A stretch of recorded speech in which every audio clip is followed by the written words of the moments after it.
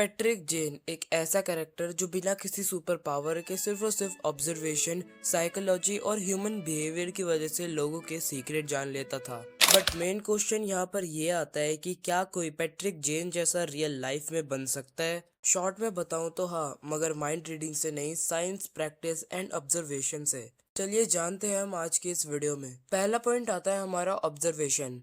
Patrick जेन हर छोटी से छोटी डिटेल को नोटिस करता था। लोग सिर्फ देखते हैं मगर वो ऑब्जर्व करता था। जैसे लोगों के शूज, उनके टी शर्ट पे रिंकल्स या उनकी कोई सी वॉच क्यों ना हो। इसी को ही कहते हैं द रियल ऑब्जर्वेशन।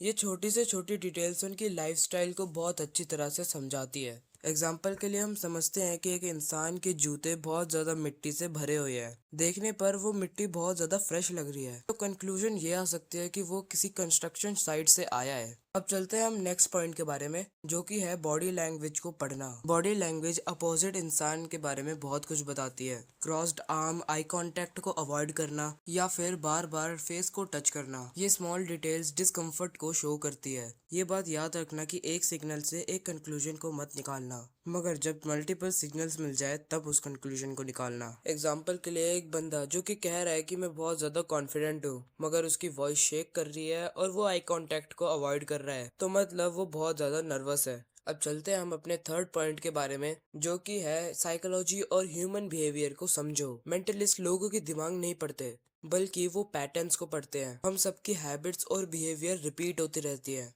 जितना ज्यादा तुम साइकोलॉजी और ह्यूमन बिहेवियर को समझोगे, उतनी ज्यादा ही एक्यूरेटली तुम गेस कर पाओगे। एग्जाम्पल के लिए हम समझते हैं कि अगर कोई स्टूडेंट बार बार अपने पेन को चेक कर रहा है, तो चांसेस हो सकते हैं कि वो बहुत ज्यादा एंशियस है, ना कि कोई पेन का फैन। पढ़ते हैं हम अपने नेक्स्ट पॉइंट के बारे में, जो कि है आस्किंग स्मार्ट क्वेश्चंस। पैट्रिक जेन हमेशा डायरेक्ट क्वेश्चंस नहीं पूछता। वो ऐसे क्वेश्चन पूछता है कि सामने वाला खुद से ही अपनी इंफॉर्मेशन दे दे। एग्जाम्पल के लिए तुम ये चीज कर सकते हो कि आजकल तुम कहाँ काम करते हो। इसकी वजह तुम ये पूछ सकते हो कि ऑफिस में बहुत ज्यादा वर्कलोड हो चुका है ना, और सामने वाला अपनी जॉब की इन्फॉर्मेशन अपने आप बताने लग जाएगा। नेक्स्ट पॉइंट की तरफ बढ़ते हैं, जो कि आता है मेमोरी को स्ट्रॉन्ग करो। अगर ऑब्जर्वेशन याद ही नहीं रहेगी तो उसका फायदा ही कुछ नहीं होगा। मेंटलिस्ट अपनी मेमोरी को इम्प्रूव करते हैं। एग्जाम्पल के लिए अगर किसी का नाम रोज है, तो उसके फेस के साथ एक रेड रोज इमेजिन करो। अगली बार उसका नाम हमेशा याद रहेगा। अब बढ़ते हैं हम अपनी लास्ट टेक्निक के बारे में, जो कि है कॉन्फिडेंस एंड कामलेस। पैट्रिक जेन की सबसे डेंजरस एबिलिटी है काम रहना।